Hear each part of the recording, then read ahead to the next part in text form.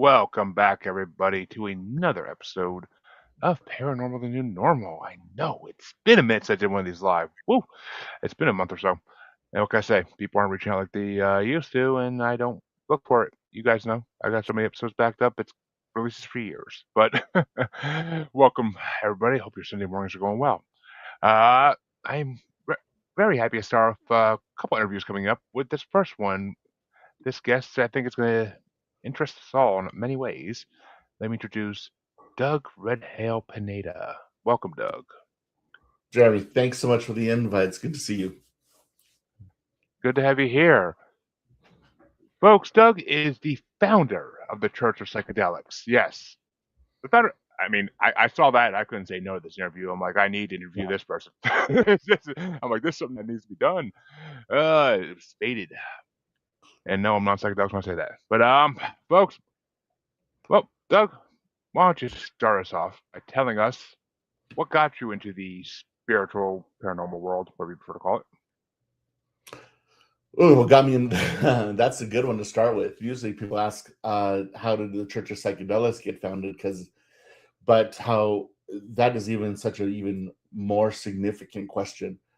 Um, so, I'm an Army brat. I had, typical military family moving around every 2.5 to 3 years. Anywhere from the United States all around the world. And this particular frame of time, I was about probably around 9 to 12-ish, and I was living in Oregon, and we lived in this little town called Gladstone, Oregon, which is outside of Portland, Oregon. And that town is, as anybody's ever been to Oregon, you'll see that is one of the most beautiful states in the entire country. It is just majestic forests from like as far as the eye can see, and if you're driving down the highway, even you can even you can't even see 6 feet into the forest because it's so dense. Once it's there, it's just teeming with life and nature and beauty. And I was a latchkey kid, getting home after school, and you dump your backpack and your jacket and on the front door, and you run through the house through the back door, and and I ran straight into the forest, and that was pretty much my one of the most beautiful parts of my life growing up.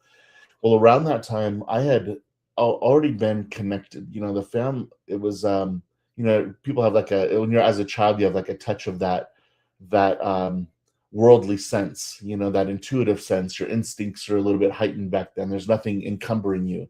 And back then, it was as old. Telling my age is that back then there was not even that. There was not even email. Not a pager, not a cell phone, and certainly not the internet.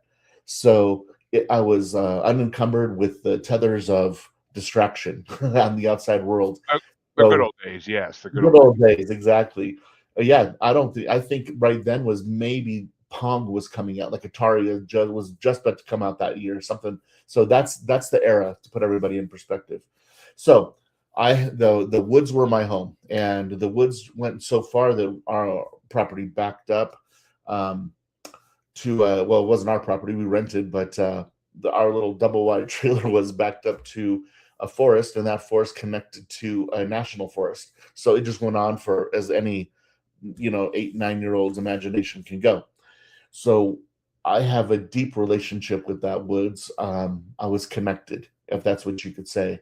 And it was a day. It just there's not a lot of sunny days in Oregon, but this one was.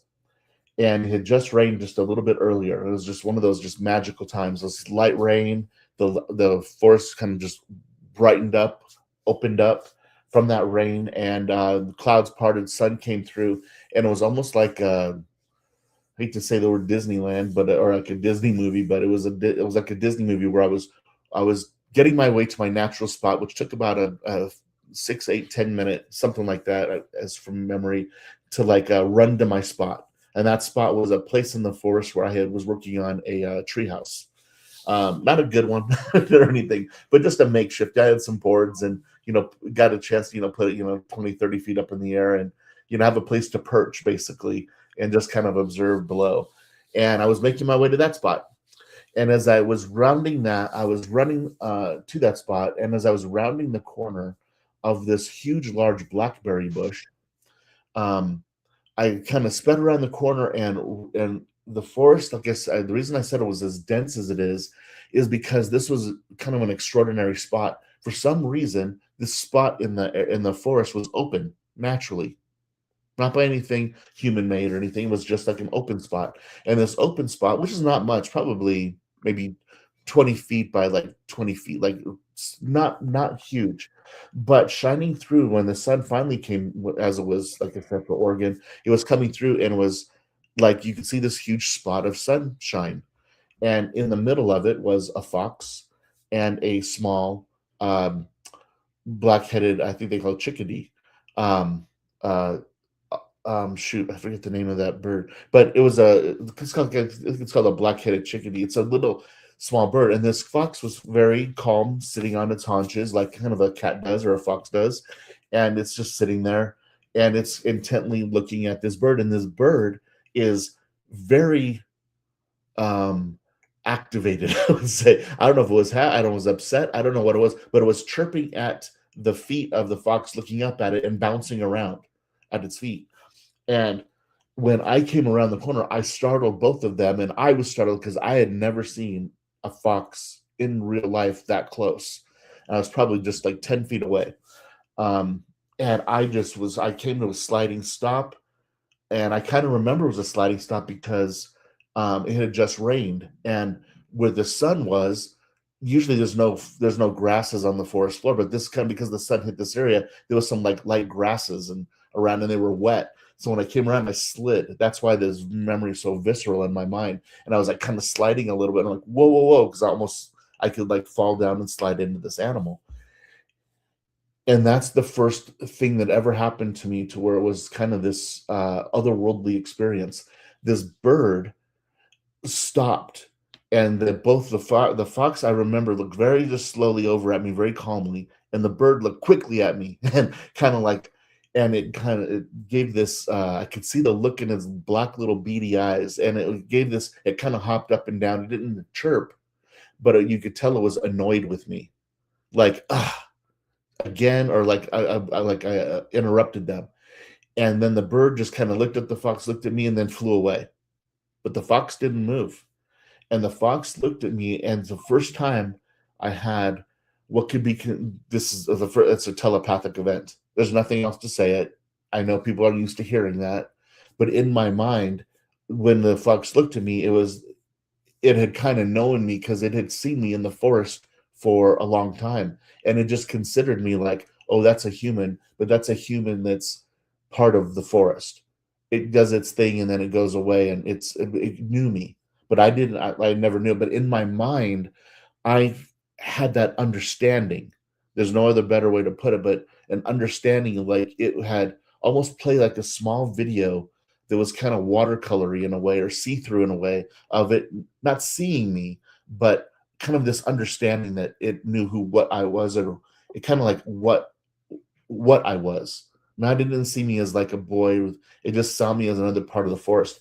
And in it, it just said, like, this kind of question, like, do you, like, yes, like, do you question or involved?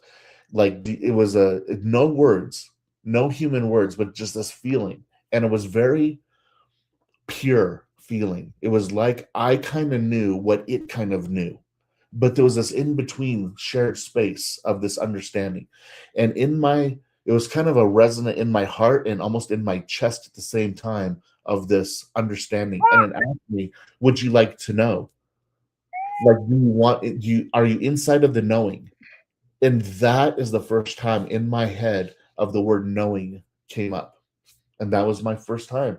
And it's, it was the experience of a, 8.5, 9 year old. So I don't exactly remember all of it, but it was this, I can just tell you, it was overwhelming inside of my experience of this. I was in communication inside of a knowing container with this fox, and it had asked me, or kind of like set the stage of like, we're in a container. Do you want to communicate? Do you like, is there something that you are in need? Like, are you in danger? Like, why are you, because I was running, and that's the first time that it ever came around. And then this is a short experience, and when I couldn't quite connect, I had the choice.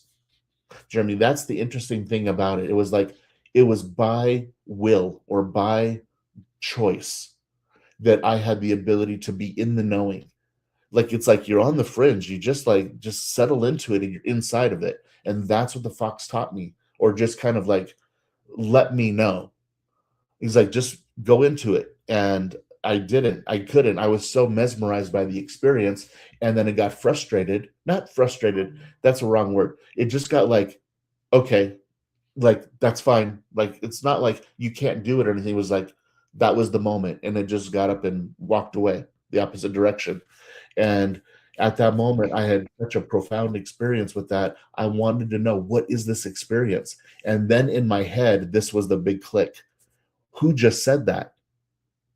And that was the first time, without understanding that, again, no digital, no nothing to be able to Google and look or research or find out. But it was in my mind was like, what is that voice in my head?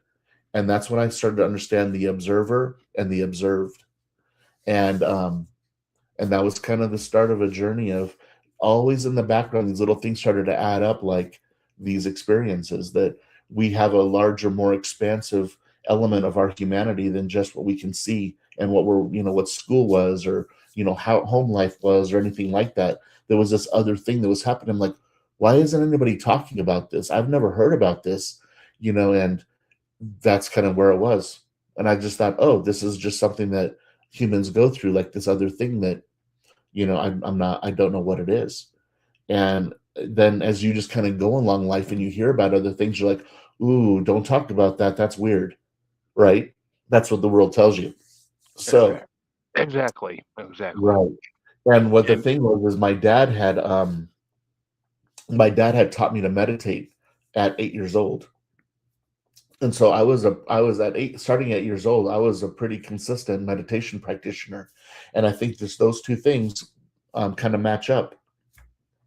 I was in a meditative space, and then this incident happened, over a period of time, of course. And then, but the two kind of came in together. And pretty soon, this question of what's that voice in my head, and this animals can communicate. Why don't people just, people are talking about this, and that's where it started, those two things. And then my thoughts started to get, from time to time deeper here and there, or I would get into these like looping kind of things in my mind when you would meditate, as part of just normal meditation practice, and it would just take me deeper. And then and I wasn't walking around like this, it was sporadic, but that's kind of where it started. So thank you for the question.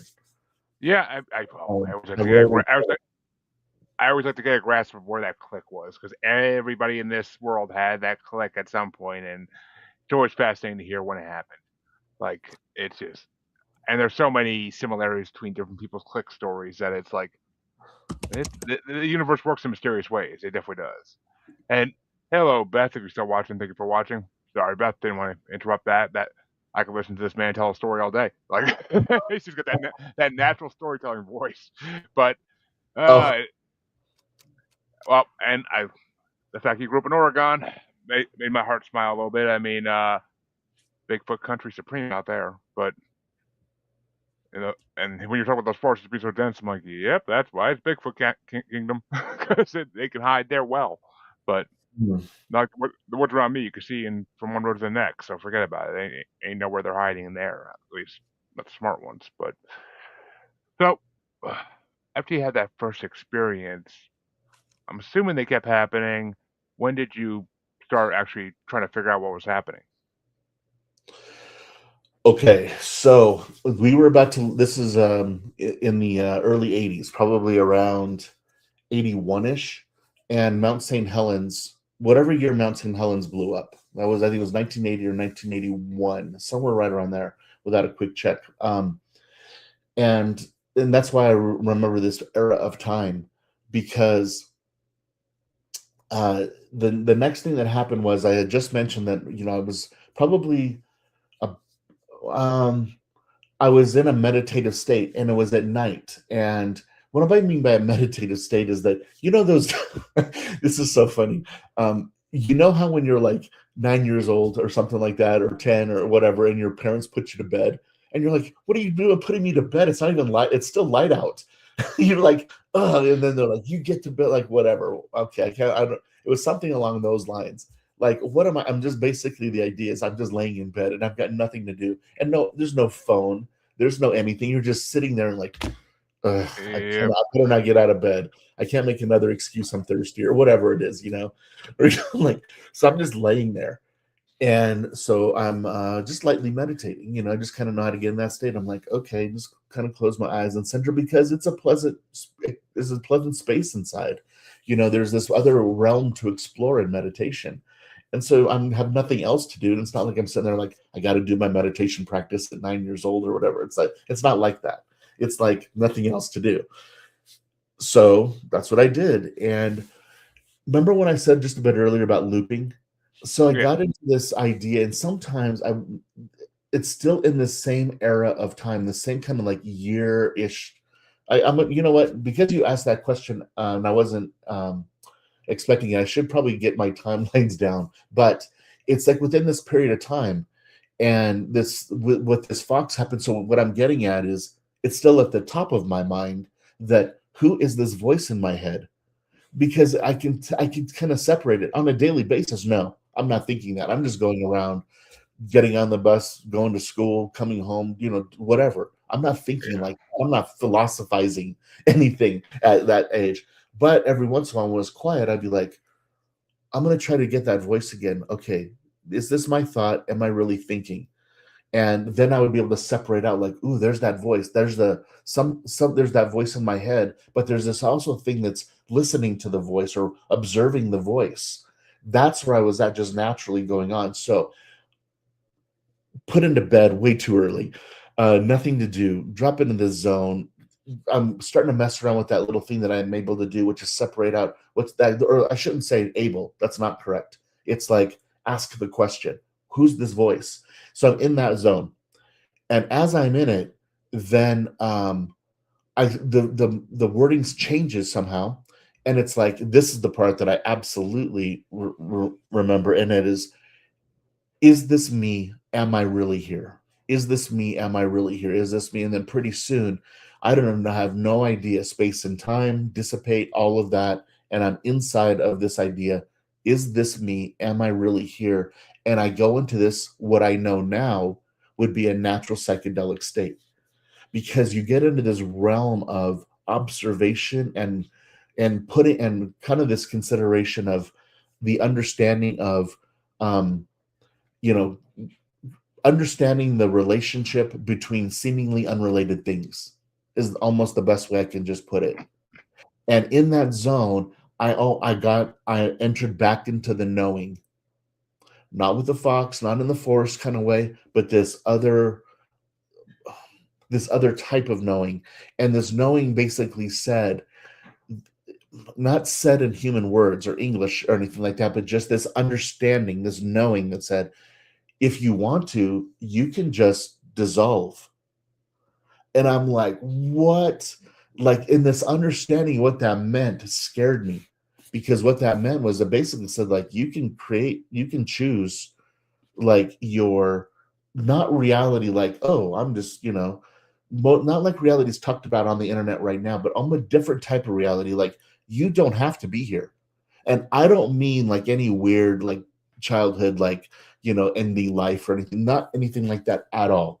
Just like, this is all a choice. Like, do you want to know? Because if you, it's like people that pray, like, well, that say, like, I know it's on the other side. Well, in Native American way of thinking, if you think about that too much, like, you don't want to know what, that's why they call it Wakan Tanka.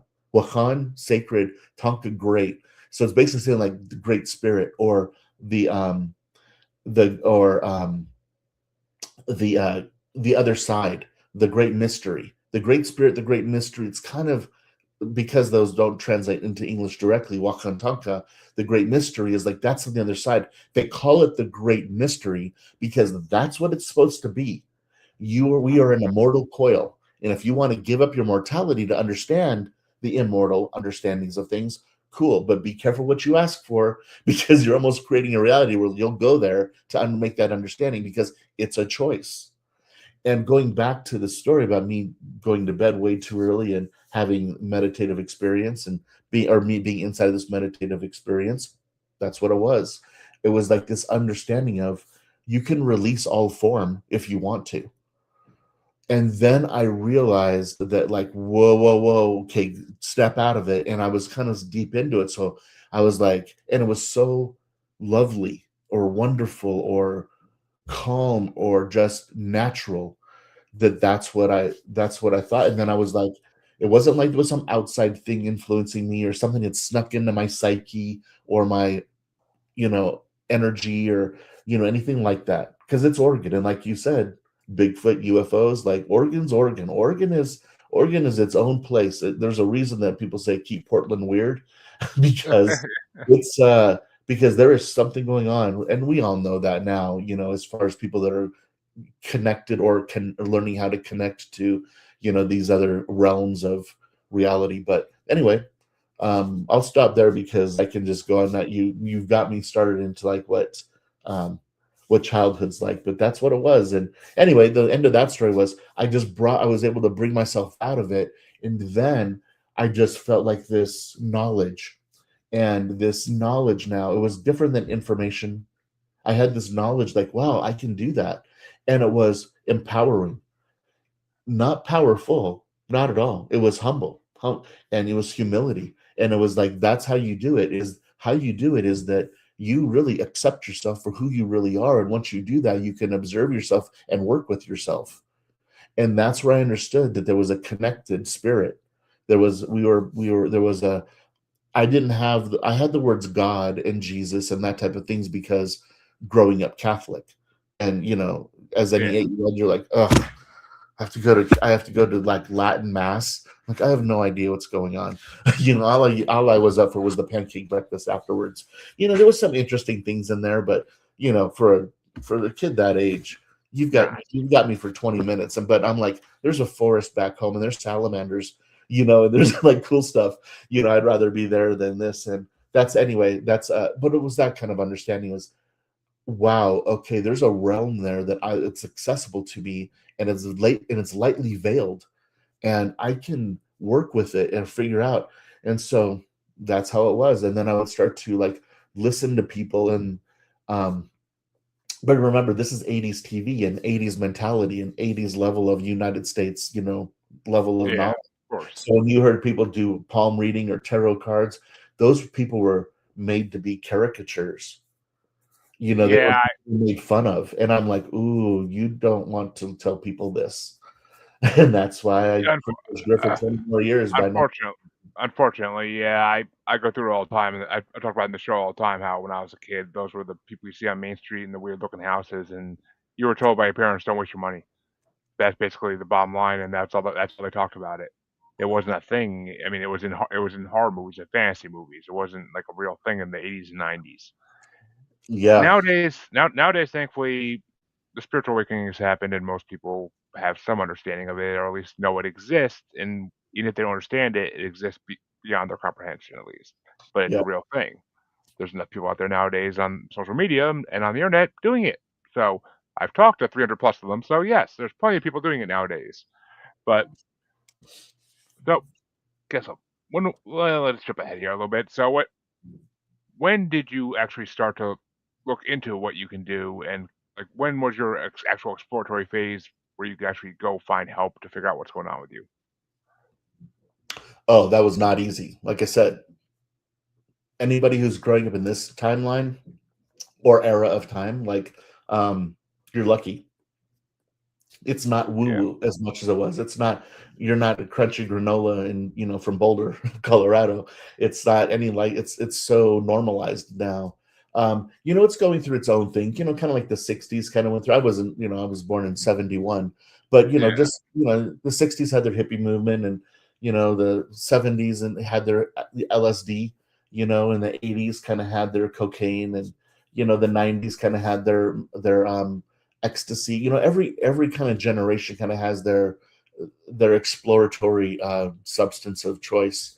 So it wasn't ever, wasn't involved in psychedelics ever. I had like a little handful of, like a little tiny palmful of mushrooms when I was like 17. And, I was a little loopy, but nothing, off the charts. And it wasn't a bad experience. It was a good experience. But that was pretty much it. And then I went to art school, and in art school, somebody gave me a tab of LSD. And then that was like my very first. I was probably, I don't know, 22-ish, 3-ish at the time. And that was like where, you're, on LSD, you got like a 8 to 10 hour trip sometimes. And, after everything was done and I'm sitting there laying in my bed, I'm like, how come this won't stop? you know, and, but mine was a very pleasant experience, meaning that mine looked like, the color of like Star Wars lightsabers, Of so course. it was 3D geometric shapes, outlined shapes like dodecahedrons and that type of stuff.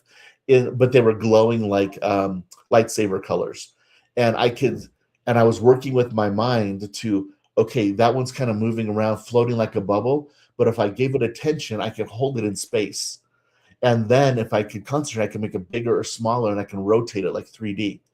And so that's what I was doing. And then I'm like, okay, that shape stays there. I'm going to create another, I'm going to allow another shape to form. And another shape was forming. And this was now not much later, is when I made the psychedelic connection. So I had never known what the platonic solids were.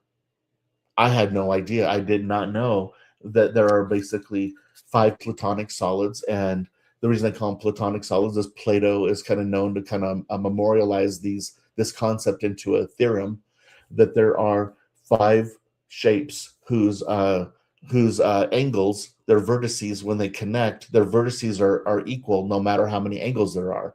And out of this geometric shapes, there's 5 of them that are the building blocks of reality. By reality, I think what I mean is, that's the woo-woo side of things. The physics side of things is mass.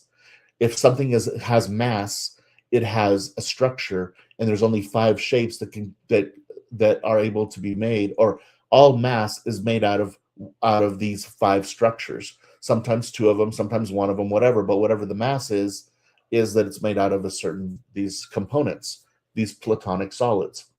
And if you've ever played Dungeons and Dragons, they have those cool shapes of all the dice.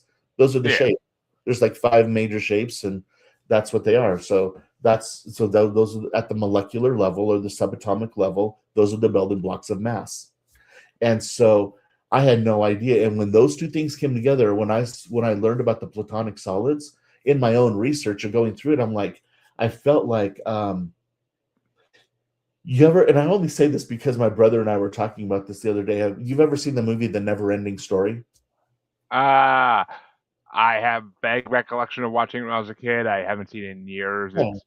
It's on It's my a list, it's a but boy who's being chased, and he runs himself into like this warehouse, and in it is this ancient book, and he opens it up, and he starts to read about it. And as he's reading about it, he realizes the book's about him, and it takes him into this fantasy world. But anyway, there's this aha moment where he realizes the book's about him.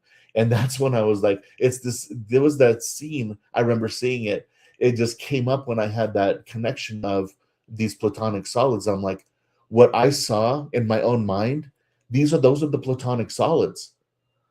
And I just made that connection, and it was just like, whoa, there's a field of knowledge that's available to people, is what the end result of that story is. And this field of knowledge, this understanding, I'm like, wow, it is. And that's where I understand that's what it was. It was this you can call it Akashic records, maybe. That's what I've heard from, as I've learned that from other people who talk about that and study it. But for me, it just went back to, there's the knowing again. It's inside of that knowing where this information, this communication is available in different ways. It's like a library.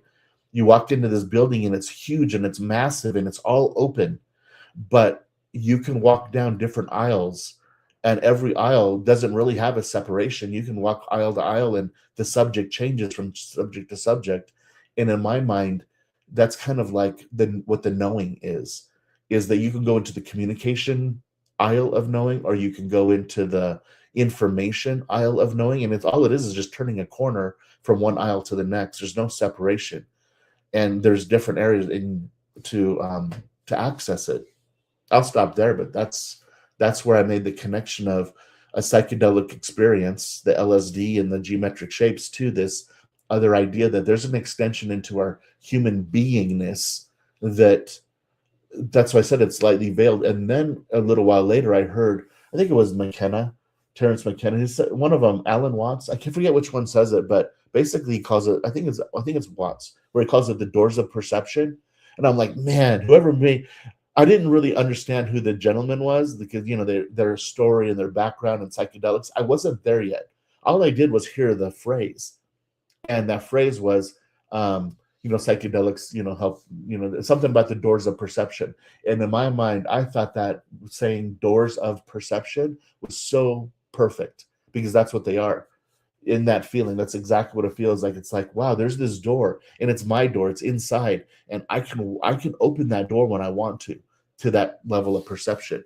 And it's not just one level, there's lots of levels of perception. But you can't kick the doors open all at once, way too much. But you can learn to open them, one at a time or two at a time. And then once you get that, you're like, okay, I see what's happening here. There's something going on. And then once you're there, I would try to look around to try to find other information, but it's so obfuscated that it's hard to find real information versus just who's trying to get attention. Or here's the other thing: somebody gets a big psychedelic experience, or a big spiritual awakening experience, and they grab it and they want to go tell everybody. So there's a lot of those people out there that they just had their own experience, and all of a sudden they get excited, and they now there's influencers, and they want to talk about it, but they don't really know that much. What they know is some really great language, and they can look the look, and they can talk the talk. But once you get a little bit lower, you're like, whoa, they're still in the shallows, but they're talking like, they really know. And so I learned to learn to see through that kind of early on, of that there's a lot of people that had a one-off or a two-off, three-off experience, and they're writing a book. And I'm like, okay, I just spent my time buying this book, researching the book, look at the book, and I'm like, they're still in the shallows. They just got excited. Yep. And went to go tell everybody else versus actually doing the meaningful work to really, really know. And so it was hard to find information. Which that seems to happen with every different profession and experience. There's always those people who think they figure it out within a day's work, and no, it's usually not. Usually you don't. Usually you haven't seen the fine print yet enough Yeah. to understand what you're fully in for. But so, all right. So, are you basically? So, what are you saying? When you were a kid, that a natural psychedelics are what got you to that moment, the moment you had, and that. Yeah, I think as a kid, the first one was meditation, and this experience in the forest. That was the first thing where I learned that there was a realm that I just knew as the word knowing, the knowing. And then a couple decades later, I'm have a drop of acid, and then I'm like, okay, there it is again. It wasn't again. I kind of had it throughout the time, but just kind of at that same level. There's this ability to work with form and function and mind. That's when it said in that idea in the of the when I got into that looping experience, the message really came across that it was just drop all form. And the word was release all form. You can release form, or you can manifest form. And I don't really know what that meant at the moment, but I understood the scariness of my body leaving, because in my mind I'm like, what is my mom gonna say? That's the mind of a 9-year-old, but it was scary. That's why I had to pull myself out of it. Like, oh, okay, come out of this. You're getting too close, because it was so big. Not it was scary, it was just big. Yeah. And I had the choice to ride it. But I'm like, it's kind of like being out in the ocean by yourself. Once you have the confidence and the experience and the skills, go sail your own boat out in the middle of the ocean. But I didn't have any of those. But I was still like the ocean was opened up in front of me. Like, if you want to go, you're fine. You're part of all this. That's what it was like. It was just so normal and natural, but also so immense. That's why I backed out of it at that age. And again, that wasn't the only time. There was other things, but that was the first and the most prevalent. And I would kind of touch on it and explore it. But that LSD experience in art school was when it was like I made the connection of like I had it, and then a short time later, the platonic solids, and I'm like, how did I know that? And how did I know that? It was more like, how was that available to me? And knowing like anybody, it was like this galactic library. Everybody can know that. And a lot of Yeah, people have. It wasn't just Plato. Many people have. They just didn't have the wherewithal to memorialize it in a writing or a book or a podcast or a blog article, or people were just experiencing this off on their own. It just depends on right place, right time of who brings it to everybody else's attention. And then there's the circumstance of that person maybe is a respected physicist, and they're the ones who came across that information. Again, right time, right place, they did it, and it seemed like that was the inventor. I'm like, no, there's lots of people who know that person was just at the right place and in the right time with the right profession to be able to like share it. And then they had the credentials to people believe them, and that's how it is. And that's how I knew how humanity is. There's lots of geniuses running around the planet if they were to share the information, but it's not theirs. They just came across it like that's available to everybody else. yeah, of course. Well, the connection I'm trying to make actually is because if you can experience these places of knowing as a kid, even without ever touching psychedelics, and then but if you go into it later in life and you actually get deeper in because of the psychedelics, then really psychedelics are just a way to open the mind to part of the mind that we haven't fully opened yet, as ever. I mean, even a lot of adults don't open their mind to that section ever in their life. I mean, they just don't. But I mean, I know I really haven't yet. I've, I've learned enough about doing this podcast and reading, but I never have gotten to that point yet. But To the point of what, Jeremy? of opening your mind in that section of your mind where it allows you to experience what you've been experiencing since you were a kid. The practice of that is humility. And that is one of the things that a lot of people don't hear about. The humility, that is an interesting one. Humility is that thing to where you have the way that you get into that is you have this how do you explain it? It's like this way of you are very comfortable with yourself. You accept yourself for who you are. Like this has to do, and it's so much more difficult in society because we show the world so many different masks of who we want the world to perceive us, of what we want them to think of what we are, who we are, that we wear so Yeah. many masks. You wear the mask to your family, to your boss, to your colleagues, to people on the street, to going out, wherever you are. Everybody's got this idea of how does the world see me? And because of social media, it's even that more so than ever, like how the world's supposed to see us. So Exactly. if you can get to the original mask of who you really are, kind of like that, this is me and I'm comfortable with me. If you can get to that comfortability, then inside of that comfortability is the ability to release what you think you already know. Because that's the hard part, is because our mind is trying to make meaning of everything that our eyeballs see. And then every thought that comes into our mind, it wants to organize it into some type of meaning and attach it to something. But if you get this idea of like, I'm not trying to be anybody that I'm not, you're just trying to get to your original, genuine source of who Doug is, who Jeremy is, you get there. That's the first part. And then the second part is like that kind of that skill and ability that meditation teaches, which is there's a thought. It doesn't have to mean anything. You just recognize it a thought and then let it drift off. let it go. And that constant. And so what you're doing is you're clearing the monkey mind.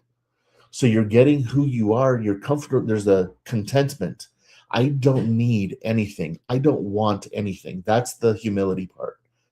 Like I'm content with right and here and now. I'm in the drop. I can drop into the present moment without any pretenses or masks. So you're in a position of you're teachable, or you're in a receptive mode. And then the second part is so that's humility. Okay. Not humbleness. Humbleness is how you project to the outside. That's the humbleness is the projection or the action of humility. It's the feeling of humility, the being of humility that you're trying to drop into. So you can do that through meditation. And then the other part of meditation skill set, that's why everybody makes such a big deal about meditation. Because the other part of meditation is like you got to conquer your brain and your mind, just like humbleness and humility, two different things. Your brain, 8 pounds of gooey mass. Your mind is the thing that is the field of understanding that your brain that soaks into your brain. It's your mind.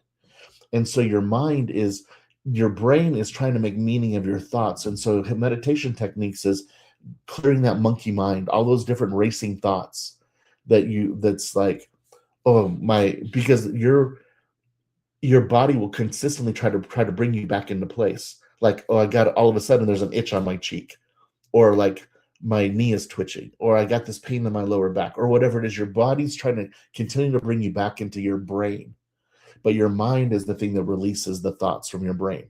So that's why if you can get into that meditative, there's a thought, let it go. There's a thought, let it go. So your brain is open and receiving, and your body is content. There's where the knowing can happen. That's the practice ground. That's the dojo, so to speak. You Which, walk into it. which meditation, my old enemy. I never have been able to really fully meditate. I've tried for years after talking to people on this show, and it just never like it's. I ADHD. I don't know what the heck it is, but there's something that makes it not work for me at all. Like I just I've tried for so long, and it just I don't know. I have my reasoning why I think it doesn't work, but that's a whole nother story in like 5 episodes. So we won't go down that road. But so now I'm gonna ask the question that you expected first. When did you start thinking about opening the Church of Psychedelics? When did you think about starting to teach this? Jeremy, when going back to meditation, it's such a powerful experience that I would encourage you to like do it in a different way. But this time, instead of trying to drop into meditation, start working with breath work. When people say like in through the nose, out through the mouth, there's a reason they do that, because it's a sympathetic nervous system and parasympathetic nervous system that you're looking to balance. Your those are the two systems. That's your fight or flight, or rest and relax. Those are the two parts of your mind. So you need both to survive, right? You need your head on a swivel if you're like out, in the caveman days of, predator and prey, right? That's why we have it. Those are our primordial systems of our nervous systems. They're kind of pretty much binary. Then you put personality and experience, and what point you're at in history or whatever. Those are the things that add on top of it. But primordial systems in the body, fight or flight or rest and relax, like those are the two things. Like that's why. And then the things that allow us to rest and relax, kind of think of that as like after a meal. You're no longer like wondering if you're going to eat that day. You just ate, you're fine, right? That's kind of what I mean by like you're safe. And there's that element of safety that allows you to like be receptive to other things when you're not struggling all the time, when you're not like worried all the time, when you don't have anxiety of something's going to happen or not happen all the time. Then that's what I mean by the rest and relax. You're safe. You feel safe. And if you don't feel safe, that's why we're kind of like we get like worried. Some level of something is not covered. Something is not quite. I can't let my guard down because I'm not safe there yet. That's why where safety comes in. That's you know um uh like I said, the idea between the sympathetic and parasympathetic, and the fight or flight is like not always bad fight or flight. That's a really the far end of the spectrum. The fight or flight is more like, okay, I'm aware. I need to be prepared. I need to be like you're vigilant, which is not bad, but you're out in the world, right? You're going to work, you're parking, you're driving, you're vigilant, right? You've got things that you've got to, but when those two things are balanced together, you're breathing in. There are neurons and receptors through your nasal cavity that are directly touching the bottom pan of your brain, and that are firing off a whole neural network that's all connected in your mind, that's going through your veins through your body, that's exchanging, drawing and pulling blood up and down from that. So so all of those are being, when you're oxygenating them, just like I said, when you feel like you ate and you're fine, your oxygenation levels are fine. Your body has what it needs from that level. And when you're breathing out carbon dioxide, there you have another whole set of neurons that are of that process that are releasing. And that sense of releasing also is that sense of centeredness, of everything is fine, because you are releasing. It's kind of like when you release anything in life and you just feel lighter. You're balancing out parasympathetic and sympathetic. In through the nose, top of the breath, there's a moment in time where everything is just still.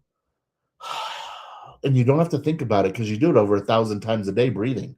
So you're constantly doing this. When they say work with the breath, that's the first piece. Work with the breath. And in through the nose, and just follow the breath, and just pay attention to the breath. You're not trying to figure out biologically all these neurons are doing what they're doing. You're just doing the most normal thing possible. In, out, and it's just cycling. And then once you're there, then you're like, okay, now that I've got my breathing, I'm going to remove my attention from the breathing and I allow the breathing to continue. But now I'm moving up into my mind. And my mind, not my brain, my mind. And let my mind observe my thoughts, my brain. And then once you start to work with that, then you're starting to see the brain like, look, okay, all right, I got to get him fed. I've got to do this. Doug needs a walk. Wife is going to be home soon. Like, it's just, that's a thought. Allow it to be a thought and allow it to go. There's another thought. And then you start to get, what you're doing is you're building a skill set of not allowing your thoughts to take over your brain. And that's why I would say, instead of starting meditation, start with breath work and then allow meditation. A lot of this is the word allow. And the other word is the big word is relationship. Build a relationship with it, and relationships take time. So I'll pause there, but that's how I would say, like, enter with people who have problems meditating. That's how I help offer that information. Interesting. Definitely to put that into play. But back to the question I did ask. So when did you start the Church of Psychedelics? Like what was your mission when you wanted to start this? Okay, so that one, it's a little bit different. So that one is, I was, I'll just kind of jump to that. Cannabis had started becoming legalized in Colorado. I wasn't part of that movement, but I watched it happen living in Colorado. And kind of parallel to that, I was moving from one industry into another, one profession into another. And I had been involved with hemp. Somebody was telling me about food, fuel, fiber hemp, that type of hemp. It's the same cannabis plant. The same plant that is hemp is the same plant that's cannabis. 90% of its life, the cannabis plant, is producing cannabinoids. And then it's just in the last few weeks of its cycle to where CB cannabinoids start to decline and THC spikes in the plant. And then it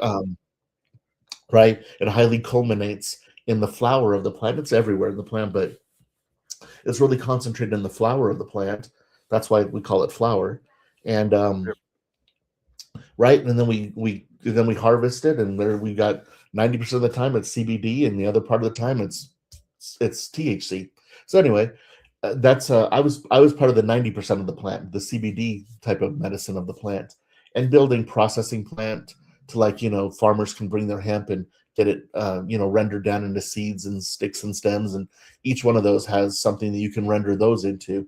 But basically, it's the world of CBD, and I was always in the world of CBD for several years. And then what I was while I was making sure that hemp was legalized in the state of Colorado, um, then I saw this psychedelics bill coming through. It's called the natural plant. It's Natural Medicines Health something program, I think is what they were calling it. But the act itself was about natural plant medicines becoming legalized, much like cannabis. So Jeremy and Doug, we can grow cannabis in the state of Colorado. We can cultivate it. We can have it on our bodies. We can travel around within our vehicles. We can use it for personal use. Jeremy and Doug can gift it to each other. We can do everything around cannabis except for one thing: we can't sell it. And this Yep. bill was right on the coattails of, or not on the coattails, but it was very much like cannabis. Jeremy and Doug can grow, we'll say, this plant medicine mushrooms. There we can grow it, we can cultivate it, we can, render it into products. We can share it between you and I freely. We can travel with it. We Yep. can do everything with it except for sell it. So I knew that the boulder that those guys were pushing uphill of trying to get this through legislation. And Colorado's a weird state. Like, you think we're very liberal, but that's because it's the people. Our politicians are out to lunch. And kind of anyway, I don't want to say anything because I'm in this state and I'm at the have a lot of attention. So Yeah, of course. but yeah, our politicians basically the will of the people got this legalized in the state of Colorado for natural psychedelics. I was part of that movement because I knew the problems they were going to be having with state legislation and especially the politicians. And I also knew what was going to happen if it does pass, which it did. But if it does pass, then I was realized, like, then the politicians, that's when they start to like figure out, great, how do we dismantle this thing? How do we cut the legs out from underneath it? Because that's what they do with pretty much everything that's the will of the people in Colorado. We don't want their fracking. They do it anyway. What they'll just do whatever they want to anyway. It doesn't really matter what we say or want or hire them for. Um, and so just that's a lot of places. Well, Colorado too. So yeah, that's kind of where it started. Was I started realizing, like, ooh, these guys are going to be in trouble. They have no idea what the politicians are. The Some people did, but it's difficult because I was battling it in Colorado, here in Colorado with hemp. So that's how I got involved. And then um, once it got legalized, there was or became legalized, there was I think five different licenses. There's a license to cultivate plant medicine. There's a license to manufacture it. There's a license, I think, to render it into a product and distribute it. There's a license for therapy clinics to administer it. And then I think there's a license for like accounting, because the Yeah. accounting has to be very, there's a lot of rules around how to account for it. So anyway, I was up for a manufacturing license because of my CBD background with processing plants and building laboratories to distill those um, those materials down into into products. And so that's what I was going to do. I'm like, oh, this is the birth of an industry. And so I can be right on the front of that industry. I know the manufacturing process. So that was my licensing. And then one of the co-author of the House Bill 122, the Natural Medicines Act, um, approached me, and we got together, and he's like, hey, Doug, there's this thing inside of this bill um, that accounts for spiritual use and indigenous, consideration. And I know that I'm very light skinned and my lighting is really blowing my, skin tone out, but I'm Spanish, like Spain, Mexican, Yeah. and Apache mixed. But I've obviously got the very light Spain gene, light skin color. But my background is I'm an altar keeper for some medicine people and the Native American tribes, and I've got a history of my background and family lineage of being involved with Native American spirituality. So from my professional background, from my blood lineage background, from my experience of direct indigenous ceremonies, sitting on jungle floors, to working with chiefs of the Lakota and different tribal nations, and I just had this really weird resume, so to speak, in order to like apply to go into this part of the bill, this psychedelics bill that had spiritual considerations and indigenous background considerations. And so that's when I work with the church. That's why I had to structure it in a Western minded way of, you know, how the IRS wants to see it and how the DEA wants to see it and how the state of Colorado wants to see it, how the federal government wants to see it. So I just came out with the full unadulterated, you know, no holding back with the Church of Psychedelics. I That's just kind of what it was. There was no other more clear way to do it. And because of CBD and hemp, I just realized that yes, the word psychedelics is bold. It's unconventional in modern society. It's been suppressed and oppressed for since Nixon, a little even before even. And so that was the organization of which I did it. I didn't want to name it anything different. I thought that to respect the medicine and to put it right out there in front of the whole world, um, not to be like controversial or anything, but just because in a couple few years from now, just the words like CBD, when you used to hear it back in the day, they're like, "Isn't that weed?" You know. But now psychedelics is not in a couple few years is not going to be a big deal, especially with the cures that it's coming with. You know, and I'm not saying cures because I'm making some sort of claim. It's happening. These are anecdotal things that people are experiencing.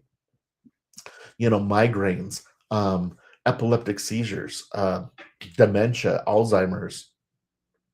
You know, I know that you get into this very, um, you know, controversial world when you start talking that something cured dementia. Well, it didn't cure me, but somebody with dementia it certainly did. Go talk to them.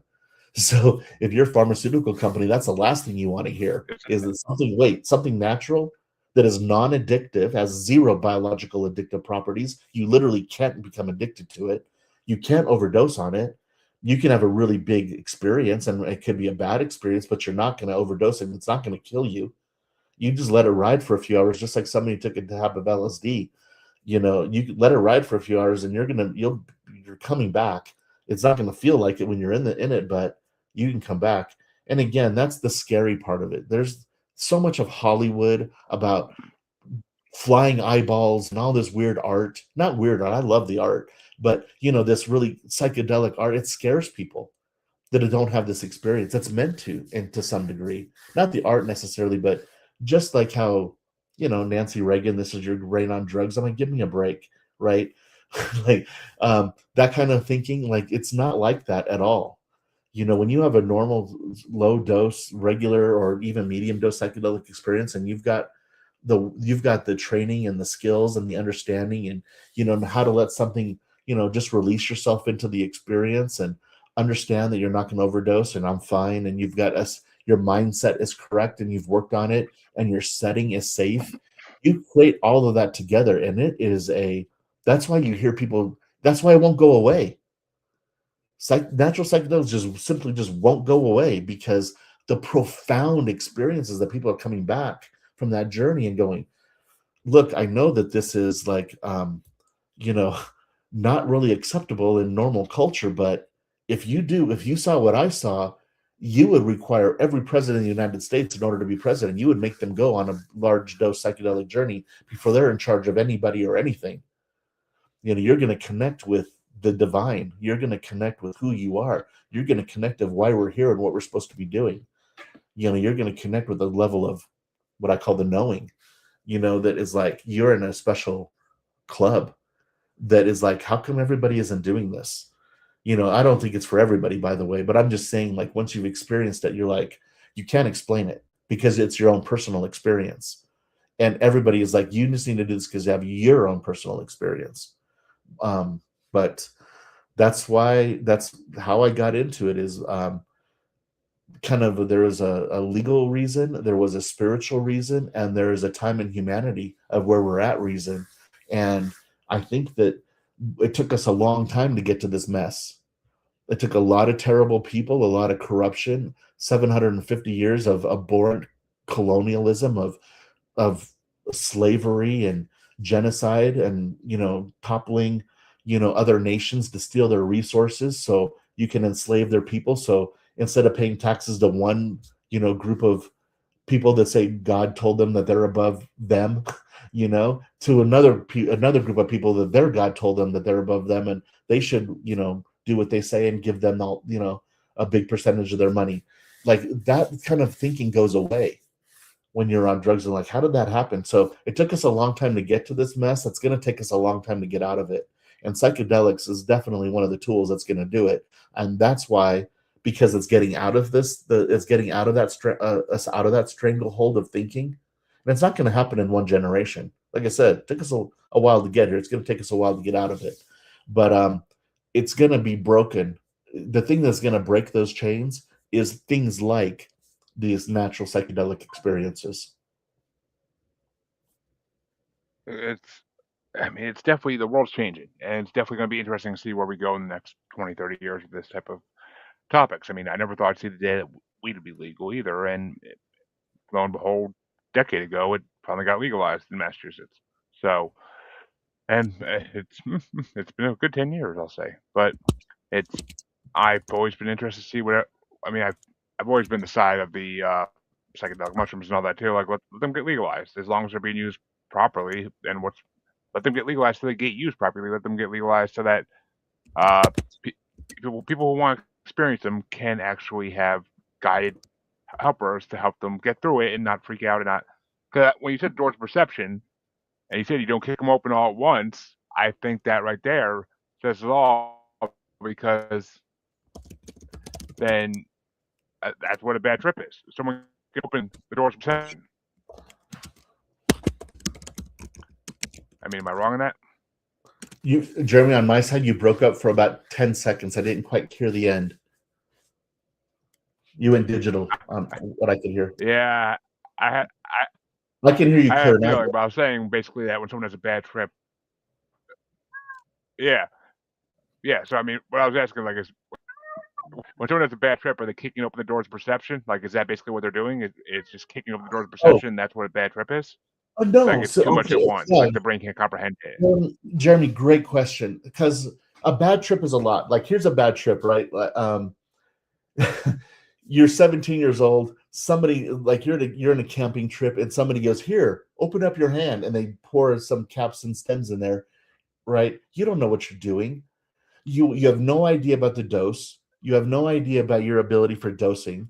You could be in a bad space. Like this, when psilocybin enters your body, when you consume it, and it metabolizes into psilocin, and that psilocin moves its way through the blood brain barrier, and it starts to seep into your neurons, your neurological system, I should say. And then the serotonin starts to affect the dopamine and the endorphins and the oxytocin and all that stuff. That's what's happening, and that's the biological, procedure that's happening. But inside of there, you have this very amorphous, watercolory world of feelings, which are different than emotions, which are different than the meaning that you've made of your feelings and emotions, and all of that. And it depends on where your mindset is at. That's why they say, and I definitely teach the same thing, or share. I don't call it teaching, it's just sharing. You already know it.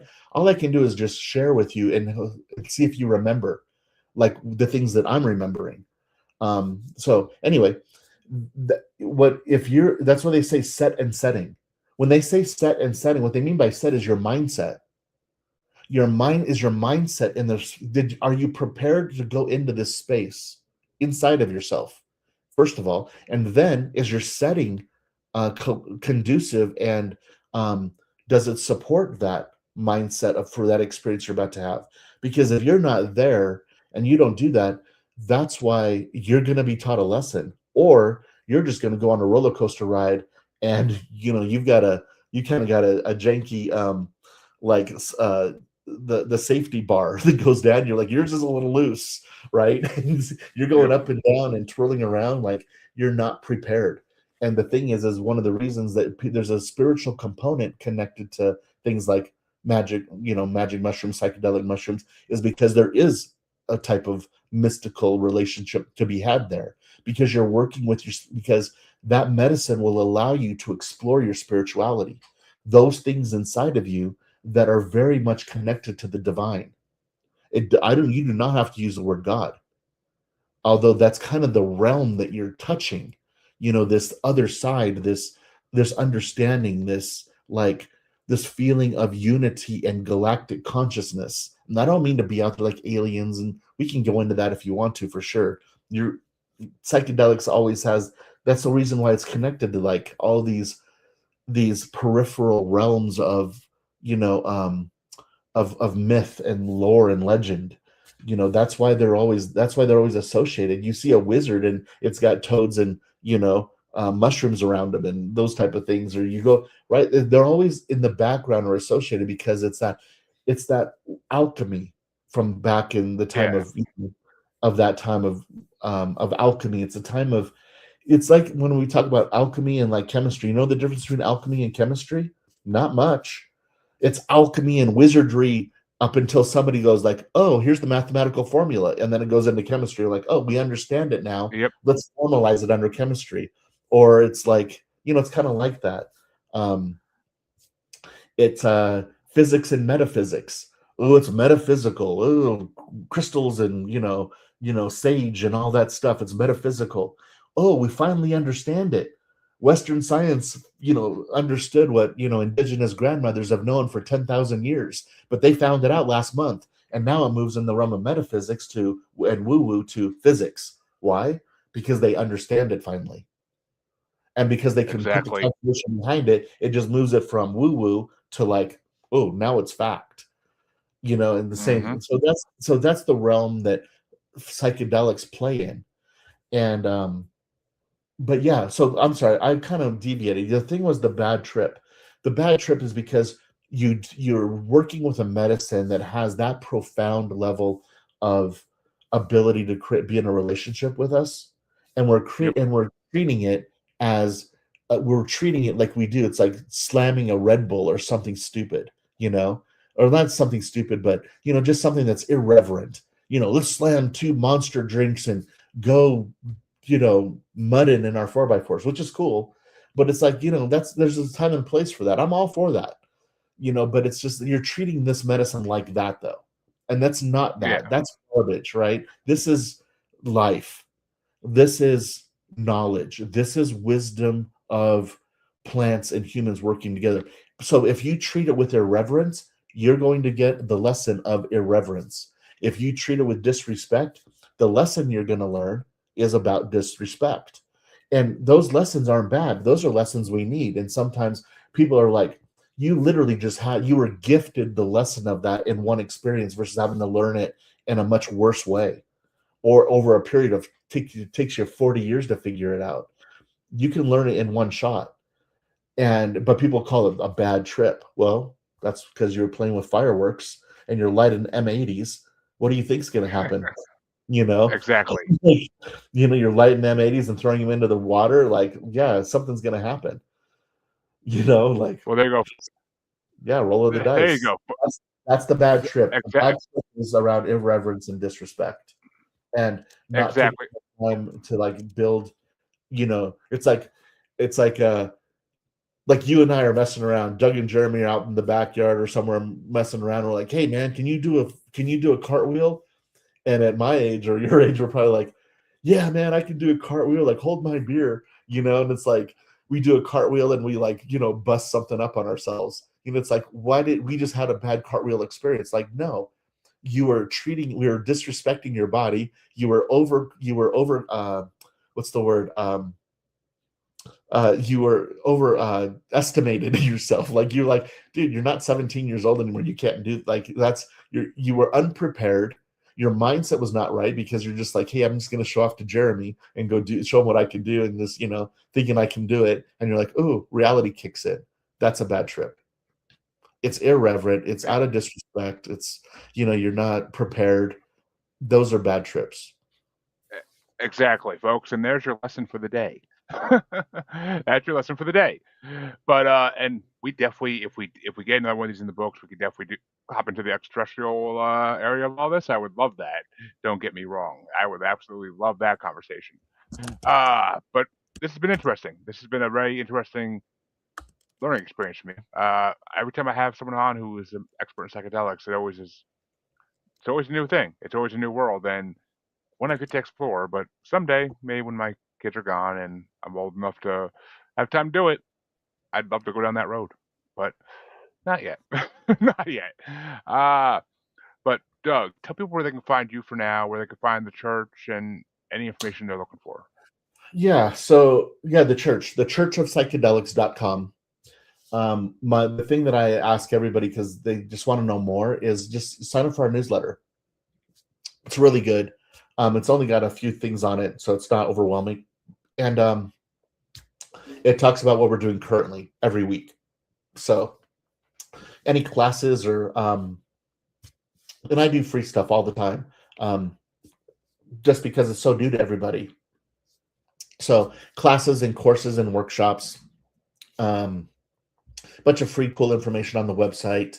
But yeah, that newsletter at the churchofpsychedelics.com, that newsletter will keep everybody like current. And once you get it, at least you know if you ever need to like, there's that psychedelics thing that's going on, that spiritual organization community, then at least you know that somewhere in your email is that newsletter. You can always just type in the word psychedelics and it'll come up. So you always have like a direct connection to be able to find us.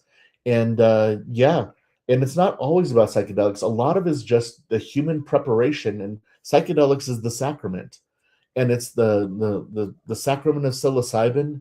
That's what you learn to work with if you want to. You don't need to, like, you know um having large dose psychedelic experiences, even for myself as the founder of the church. I probably go through, I do small, things here and there, but like microdosing sometimes, and things like that. And it's not all the time. I do it on intervals, but it's not all the time. And on a large dose, like, a couple times per year, maybe for me a few times per year. But I also work with other plant medicines as well in other communities and indigenous peoples. But yeah, come check out the community. There's a free, everybody's welcome. I just call it free member. So just come on. I think on every single page is something like become a member. And part of that membership is just getting a login and password so you can get into things like the meditation. I got a free meditation course in there. I got some other free things in there, like breath work and journaling and prayer and, that type of stuff. So yeah, come on over. Everybody welcome. And if you want to work with psychedelics as sacrament and get into some of the things we're talking about here, Jeremy, and you're in this great podcast that, yeah, we get into that as well. So you can work with sacrament there as well. And if Well, you're in there the you go, United folks. States, probably Oh, about 36 states or so, you can get it delivered to you. well, there you go, folks. Go check it out. Go learn more, and you all know where to find me. If you don't by now, pure laziness, just pure laziness. But check the outro; it's all there, and I will see you all. I think in a week or two with another interview. So, and I clearly, I truly mean, Doug, you are welcome to come back on for a second talk because we definitely didn't hit everything we could have. So, always welcome to come back for a second talk, and I will see everybody next time. Have a good rest of your day.